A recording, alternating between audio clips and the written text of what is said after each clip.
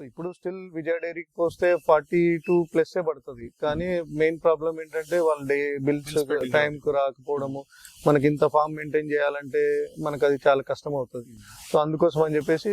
నమస్తే, welcome to మన local farmer. నేను సతీష్. ఈ రోజు ఈ వీడియోలో ఆవులతోటి డైరీ ఫార్మ్ నిర్వహిస్తున్నటువంటి యువ రైతు సంతోష్ రెడ్డి గారి దగ్గరికి వస్తాం. సో ఆయనతో మాట్లాడదాం. ఆయన ఈ ఆవులతోటి డైరీ ఫామ్ ఎందుకు నిర్వహించాలనుకుంటారు, సో ఎప్పటి నుంచి డైరీ ఫామ్ నిర్వహిస్తున్నారు, సో పూర్తి స్థాయిలో ఆయన అనుభవాలు తెలుసుకునే ప్రయత్నం చేద్దాం. మనం ప్రస్తుతం ఉన్నటువంటి ఏరియా వచ్చేసి సిద్దిపేట జిల్లా గుగునూర్పల్లి మండలం, అలాగే మేదివిపు గ్రామంలో ఆయన వ్యవసాయ క్షేత్రం దగ్గర ఇక్కడ దాదాపు 60 వరకు ఆవులతోటి డైరీ ఫామ్ అయితే నిర్వహిస్తున్నారు. సో మాట్లాడదాం అసలు ఎందుకు ఆవులతో డైరీ ఫామ్ నిర్వహిస్తున్నారు, ఇట్లాంటి విషయాలు అయితే పూర్తి స్థాయిలో అడిగి తెలుసుకునే ప్రయత్నం అయితే చేద్దాం.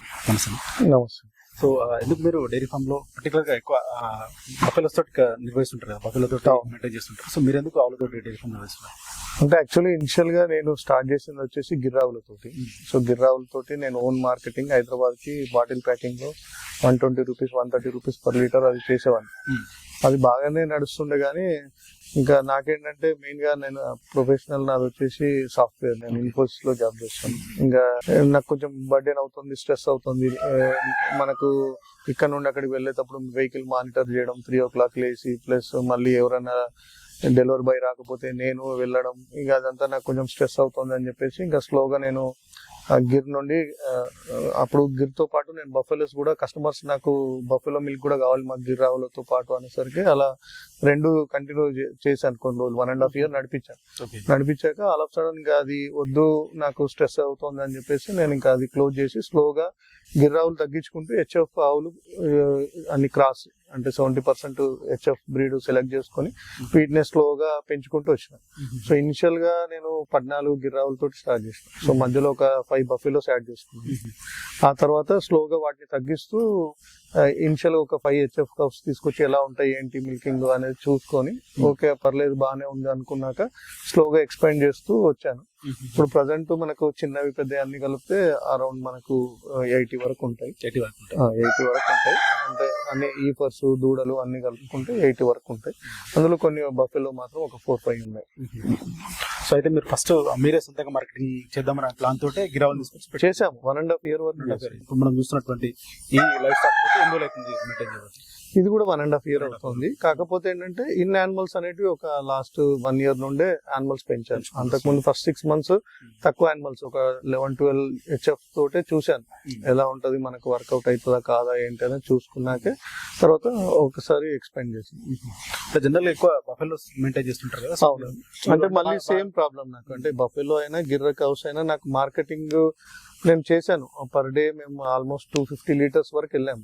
బట్ స్టిల్ నాకేంటంటే నాకున్న ప్రొఫెషన్ కి అక్కడ ఇక్కడ టైం కుదరక, ఇంకా ప్లస్ నాకు డెలివరీ బాయ్స్ ఎవరు రాకుండా నేను వెళ్ళడం, ఇలాంటి కొన్ని ప్రాబ్లమ్స్ వల్ల ఇంకా దాని వల్ల నేను అక్కడ అది కంప్లీట్ స్టాప్ చేశాను. అందుకోసం నాకు ఏది అంటే ఏంటంటే ఎవరో ఒకరు మనకు ఒక డైరీ, ఎవరో హెరిటేజ్, ఇప్పుడు ప్రజెంట్ హెరిటేజ్ వాళ్ళకి వస్తున్నాం, విజయ డైరీ ఏదో ఒక డైరీ వచ్చి తీసుకెళ్లిపోతారు. సో ఇక్కడ నాకేంటంటే నేను జస్ట్ యానిమల్స్ మీద కాన్సన్ట్రేట్ చేసి అవుట్పుట్ మీద కాన్సన్ట్రేట్ చేస్తే సరిపోతుంది. మార్కెటింగ్ అలాంటి నాకు ఇక్కడ ఇంకా అది కొంచెం స్ట్రెస్ అవుతుంది అని చెప్పేసి ఆపేసాను. సార్ అంటే మీకు వర్కౌట్ అవుతుందా మీరు పెట్టిన మెయింటెనెన్స్? ఇప్పుడు ప్రెసెంట్ వచ్చేసి ఏంటంటే నాకు ఇప్పుడు రేట్ వచ్చేసి 38 నుండి 40 మధ్యలో పడుతుంది. సో ఈ రేట్ కి చెప్పాలంటే అక్కడికే అవుతుంది. అంటే ప్లస్ లేదు మైనస్ లేదు, అక్కడికక్కడ నడిపిస్తున్నాం. కానీ అంటే చిన్న హోప్ ఫ్యూచర్ లో కొంచెం రేటు పెరుగుతుంది. ఎందుకంటే లాస్ట్ ఇయర్ ఉన్నప్పుడు మనకు అప్పుడు 42-45 మధ్యలో పడింది. సో ఇప్పుడు స్టిల్ విజయ డైరీకి పోస్తే 42+ పడుతుంది. కానీ మెయిన్ ప్రాబ్లం ఏంటంటే వాళ్ళ బిల్స్ టైం కు రాకపోవడము, మనకి ఇంత ఫామ్ మెయింటైన్ చేయాలంటే మనకు అది చాలా కష్టం అవుతుంది. సో అందుకోసం అని చెప్పేసి విజయ డైరీ నుండి నేను మళ్ళీ హెరిటేజ్ కి వచ్చాను. సో హెరిటేజ్ వాళ్ళ టైం కు బిల్స్ ఇస్తున్నారు కాబట్టి కొద్ది వరకు ఇప్పుడు అది నడిపించగలుగుతున్నాను. సో మనం చూస్తున్నటువంటి ఈ ఫామ్ లో దాదాపు ఉన్నటువంటి యానిమల్స్ కి ఎంత ఖర్చు అవుతుంది నెలకి? నెలకు వచ్చేసి 5.5 lakhs ఇన్కమ్ వస్తుంది, 5.5 lakhs ఖర్చు వస్తుంది. ఎంతమంది వర్కర్స్ పనిచేస్తున్నారు? 7 BRE, 1 local supervisor. So 1 local 8 మంది. సో ఎట్లా ఉంటుంది మరి మీ ఎక్స్పీరియన్స్ అప్పటికి ఇప్పటికి, అంటే ఆ ఫస్ట్ 1.5 year కి ఇప్పటి 1.5 year కి ఎట్లా అనిపిస్తుంది? అంటే రెండు కంప్లీట్ డిఫరెంట్ అండి. ఎందుకంటే ఇప్పుడు డేసీ కౌస్ కి వచ్చేసరికి మనకి ఏంటంటే అవి ఎక్కడ కూడా మనకు డిజీజెస్ అని అలాంటివి చాలా చాలా తక్కువ. హార్డ్లీ చెప్పాలంటే నేను 1.5 year లో బఫెలోస్ 5 బఫెలోస్ కి ప్లస్ నా దగ్గర ఒక 20 గిర్ కౌస్ కి నేను ఒక 2000 కూడా నేను మెడిసిన్ ఖర్చు పెట్టలేదు. కానీ ఇప్పుడు ప్రజెంట్ ఈ హెచ్ఎఫ్ కౌస్ మీద నేను పర్ మంత్ ఈజీగా 20,000 నాకు మినిమం మెడిసిన్ మీదనే ఖర్చు వస్తుంది. సో ఇది ఇక్కడ ఏంటంటే ఇవి చాలా సెన్సిటివ్, మళ్ళీ ఇందులో బ్రీడ్ పెరిగినా కొద్దీ మనకి ఇక అన్ని ఇష్యూస్ కూడా క్రియేట్ చేస్తూ ఉంటాయి.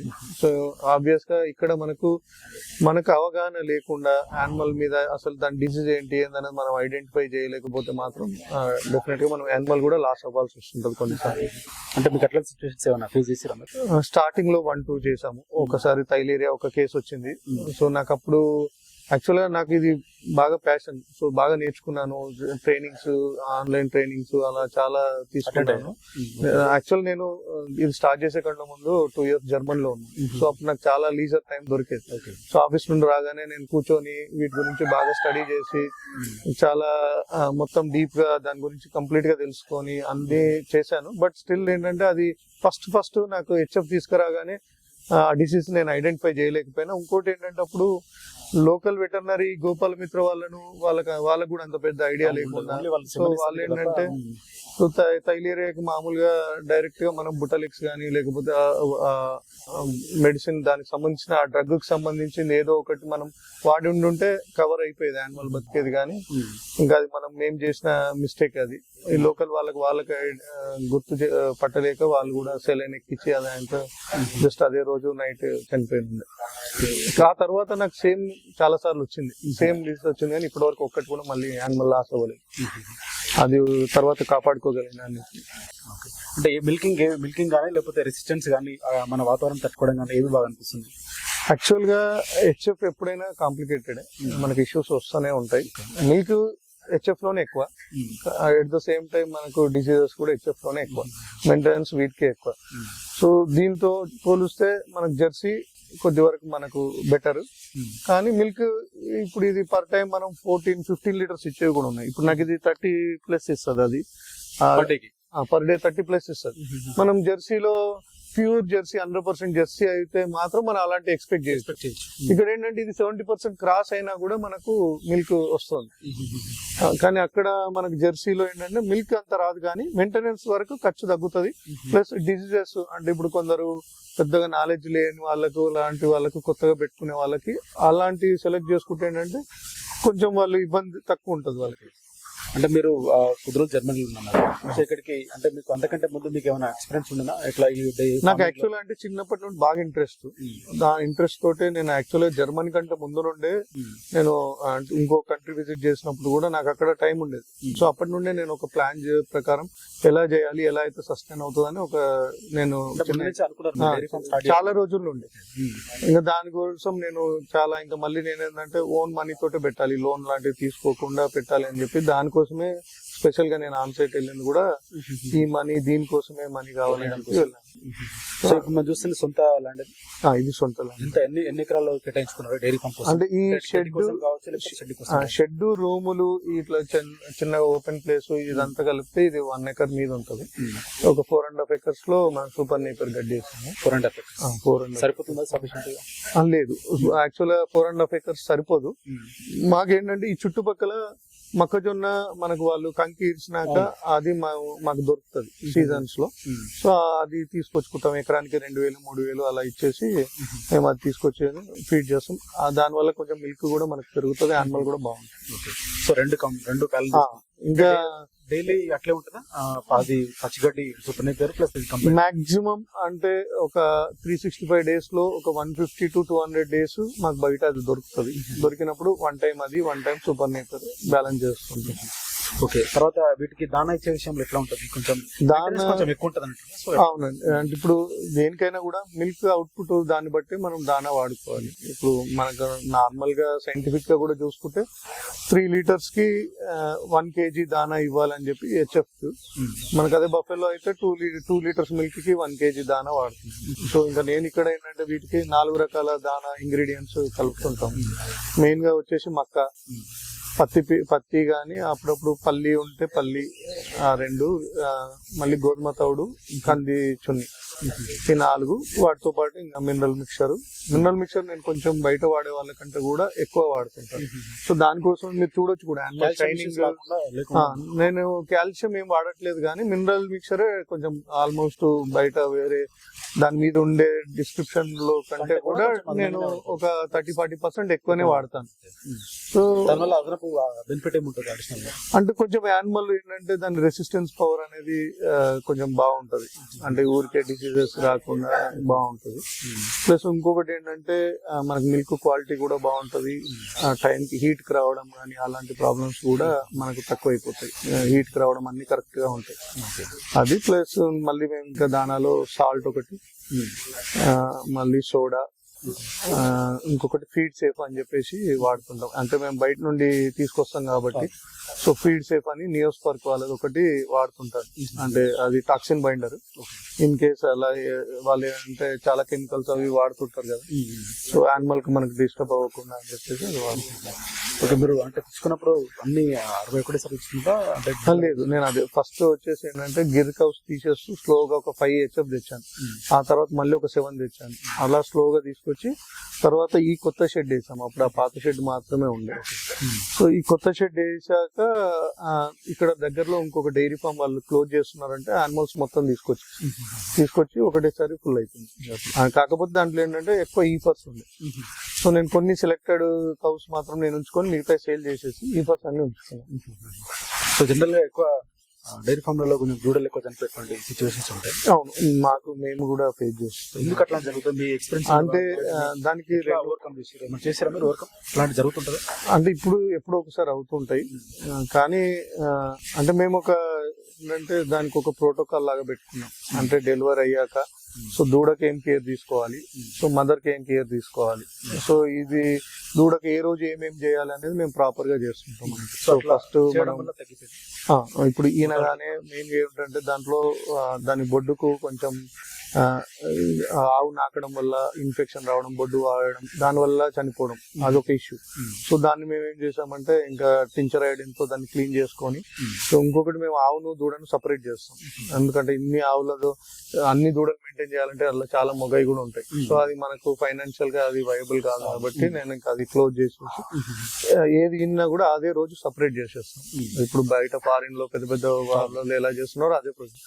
వాటికి బాటిల్ ఫీడింగ్ చేసేస్తాం, ఓన్లీ ఫీమేల్స్ ఉంచుకొని వాటికి బాటిల్ ఫీడింగ్ చేసేసి మాకేంటంటే పక్కా తెలుస్తుంది. అంటే ఇనిషియల్ ఫస్ట్ 1 month మేము 1.5 లీటరు అలా మెయింటైన్ చేస్తాం. స్లోగా దాని గ్రోత్ ని బట్టి 3 months వరకు మేము ఎక్కడ కూడా వాటికి ఎండుగడ్డి కానీ పచ్చిగడ్డి కానీ ఇవ్వం.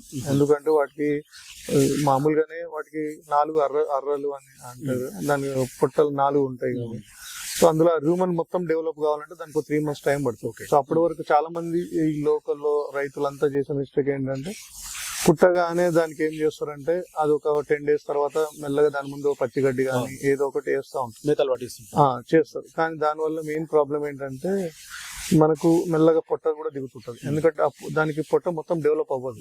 సో డెవలప్ అవ్వకముందే మనం ఈ గడ్డి ఇవ్వడం వల్ల అది అలాగే పేరుకుపోతుంటది కింద. సో ఇప్పుడు చాలా వరకు దూడలలో పొట్టలు దిగినాయి అంటే మనకు చాలా మంది ఏంటంటే నట్టల మందు పోయండి తగ్గిపోతుంది అంటారు, కానీ దానికంటే మెయిన్ మిస్టేక్ గడ్డి తినిపి.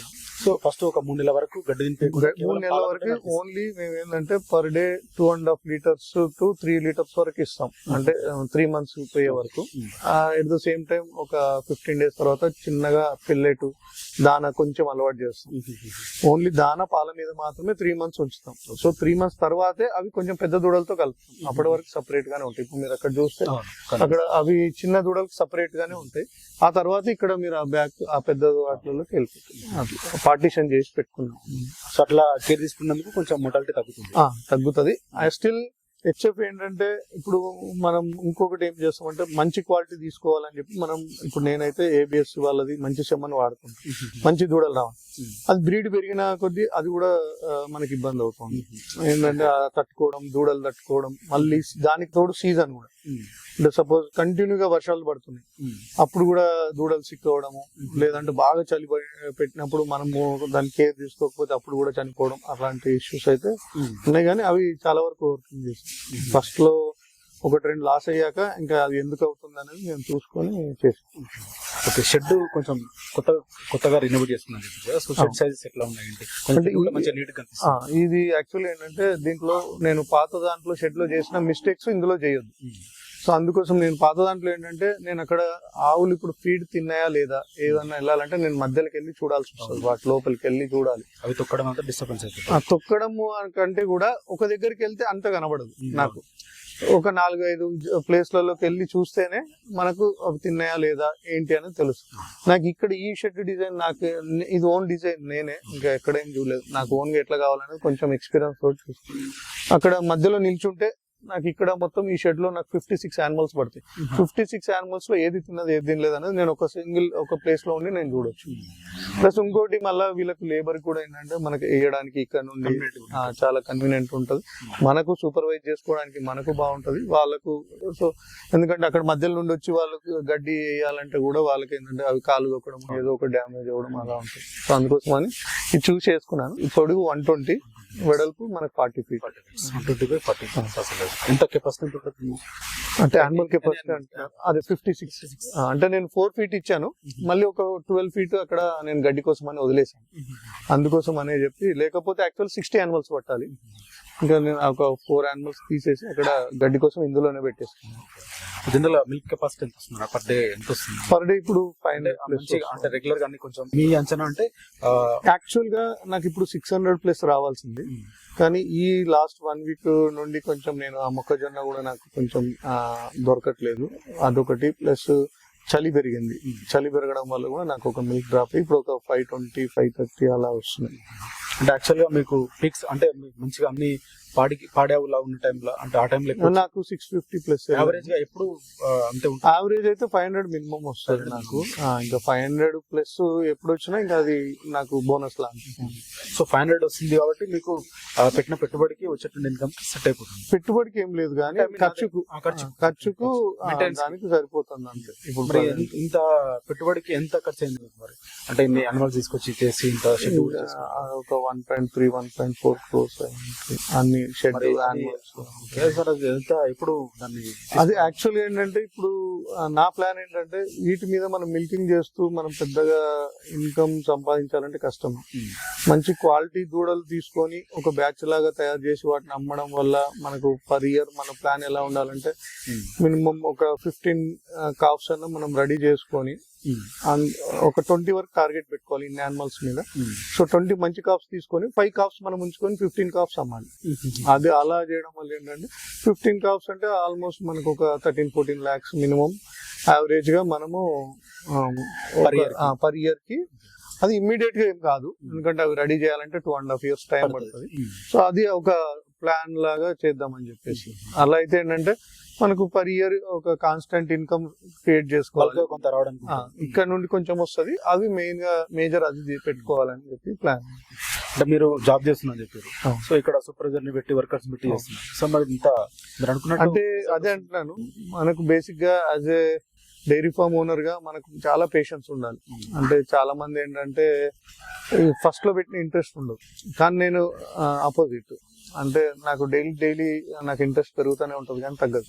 సో అందుకోసం అని నాకేంటంటే ఎక్కడున్నా నాకు టైంకి అవుతుందా లేదా అనేది నేను కెమెరాల్లో చూస్తాను. ప్లస్ సూపర్వైజర్ తో డైలీ నేను ఒక ఈజీగా 5-6 times మాట్లాడుతూనే ఉంటాను. అన్ని తిన్నాయా లేవా, ఏదన్నా సిక్ ఉందా, ఉంటే దానికి మెడిసిన్ ఇచ్చామా లేదా, అలాంటివన్నీ నేను డైలీ మానిటర్ చేసుకుంటాను. ఏదైనా హీట్కి వచ్చిందా, వస్తే సెమన్ ఇచ్చామా ఏంటి అనేది అన్ని, ఏదైనా ఆవి ఇంతుందా ఏంటి అనేది దానికి ఏం కేర్ తీసుకోవాలనేది మొత్తం. నేను కూడా కొంచెం సూపర్వైజర్ కి కొంచెం లైట్ గా ట్రైనింగ్ చేసుకొని ఏ మెడిసిన్ ఎప్పుడు వాడాలి ఏంటని.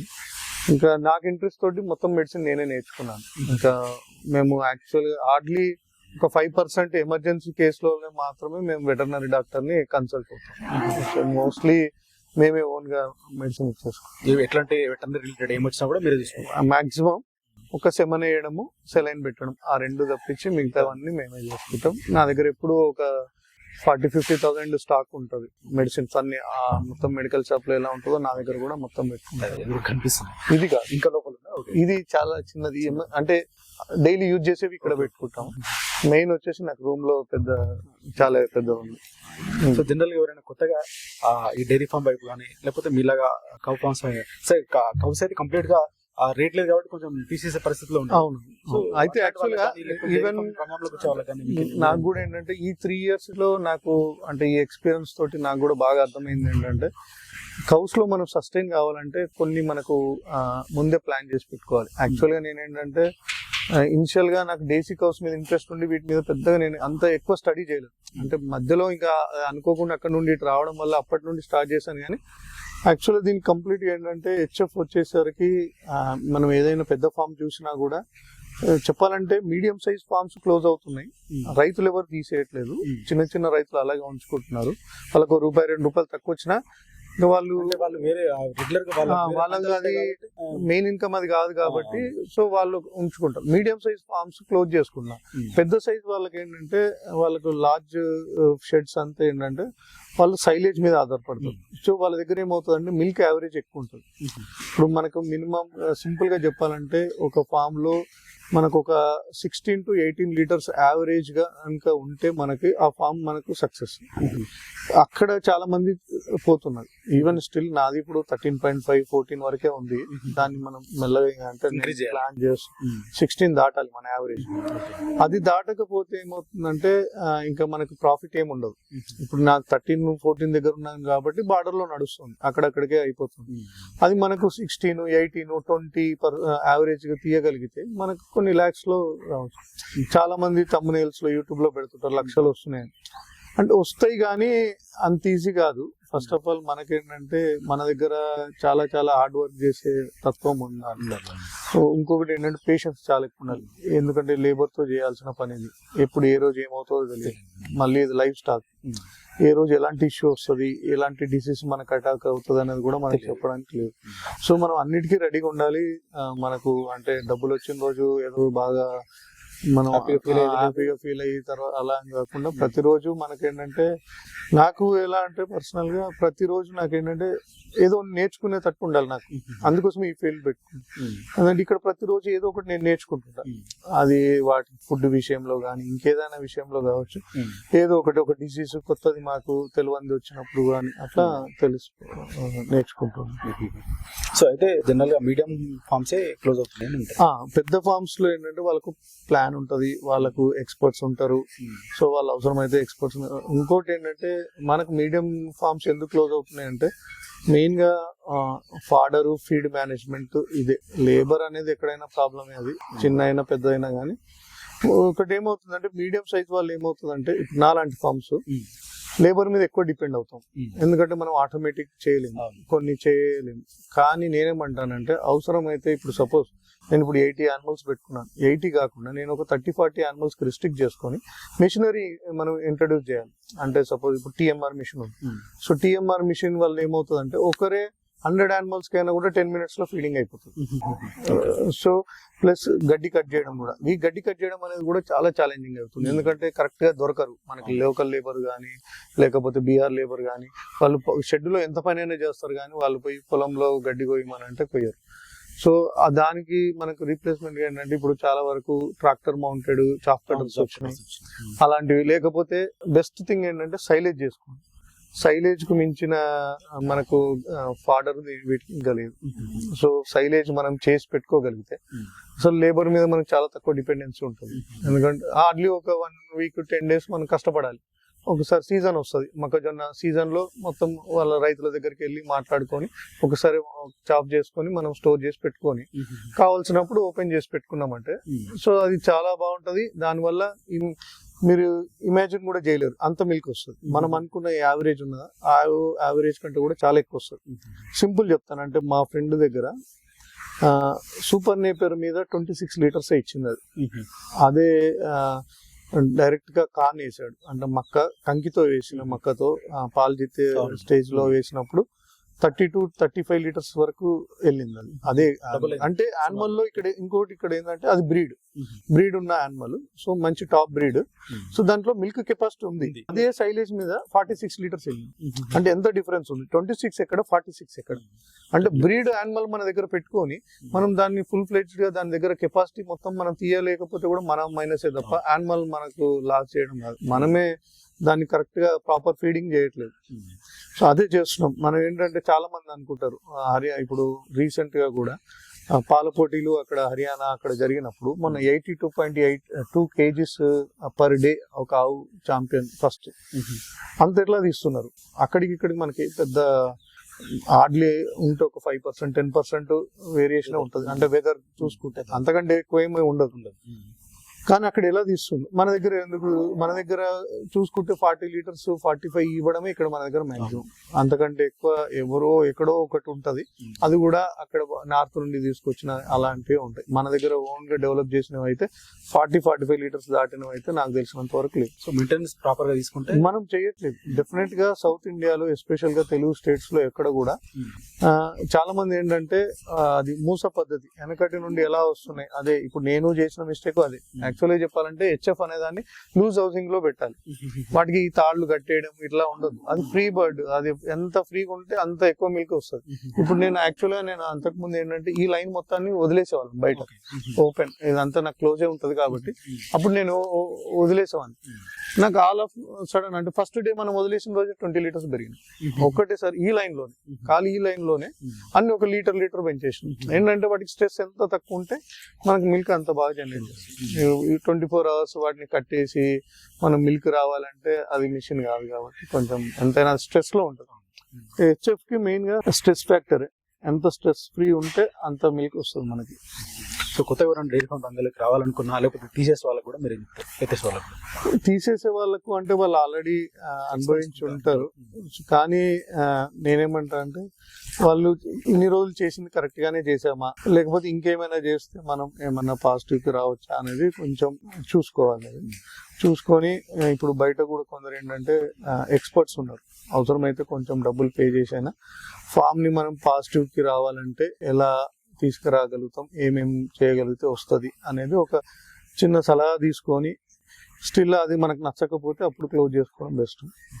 మన ఫామ్ సక్సెస్ఫుల్ నడుస్తుంది అంటే నడుస్తుంది కానీ మనకేం డబ్బులు పెద్దగా మిగలట్లేదు. సక్సెస్ఫుల్ నడుస్తుంది కానీ మనం నేను అనుకున్నంత గొప్పగా అయితే ఏం నడవదు. అంటే మనం ఊహించుకుంటాం. అంటే మనం జనరల్ గా ఒక స్టార్ట్ చేసేటప్పుడు మనకేంటంటే ఎన్ని యానిమల్స్ ఉన్నాయి, ఎంత మిల్క్ రావాలి, మనకి ఎంత ఇన్కమ్ రావాలి అనేది ఒక చిన్న రఫ్ ఫిగర్ అనేది మన మైండ్ లో ఉంటుంది.